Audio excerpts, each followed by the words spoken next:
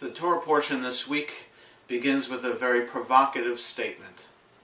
The portion begins, Ki Teztei milchama al oivecha, when you go out to war against your enemies. Now, it's provocative to me because, first of all, I imagine the Torah to be a source of religious instruction and also a source of religious and spiritual inspiration. So I would look to the Torah for guidance on how to make my life better and how to find relationships with people and relationship with God and how that would better my life. And so a statement about war then doesn't seem to fit with an idea of what the Torah is supposed to teach. How could going out to war be something that is seen as something morally and ethically inspirational? When you go out to war. Now, if the statement began, Im Teztei milchama al oivecha, if you go out to war against your enemies, I could understand that a little bit better, because it's conditional.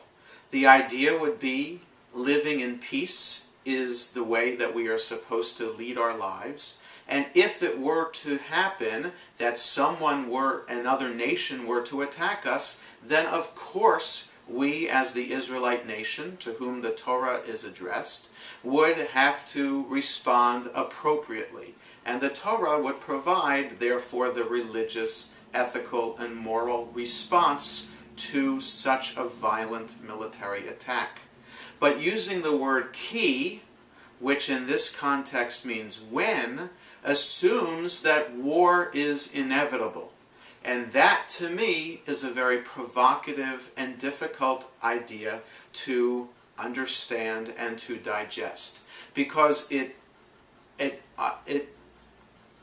focuses on the point that we are humans and we are limited in our ability to lead a perfect religious spiritual life, that we will always inevitably fall back to the human condition or the animal condition of fighting against other people. Ki Teztei milchama, when you go out to war.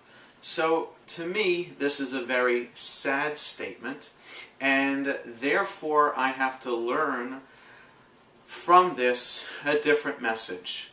The Torah understands that the human weakness.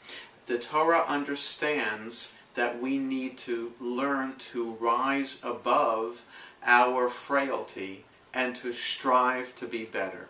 And so the Torah, instead of hiding the fact that we are weak, addresses the fact that we are weak and frail, and that we will end up being in a situation where we have to fight. And therefore, the Torah provides us with the guidelines on how to do that. So instead of just addressing the positive aspects of life, the Torah, in this portion as an example, addresses all aspects of life, good and evil, to provide us with guidance. And so a statement then at the beginning of the portion, which seems to be provocative and challenging and even sad, I think, at least for me, needs to be interpreted in a way to understand that the Torah addresses all aspects of life, even the most violent. And hopefully from this portion as an example, we can learn to rise above that and strive for the day, not even in a messianic era, but make it happen today, that we can live in peace with all of our neighbors. Shabbat Shalom.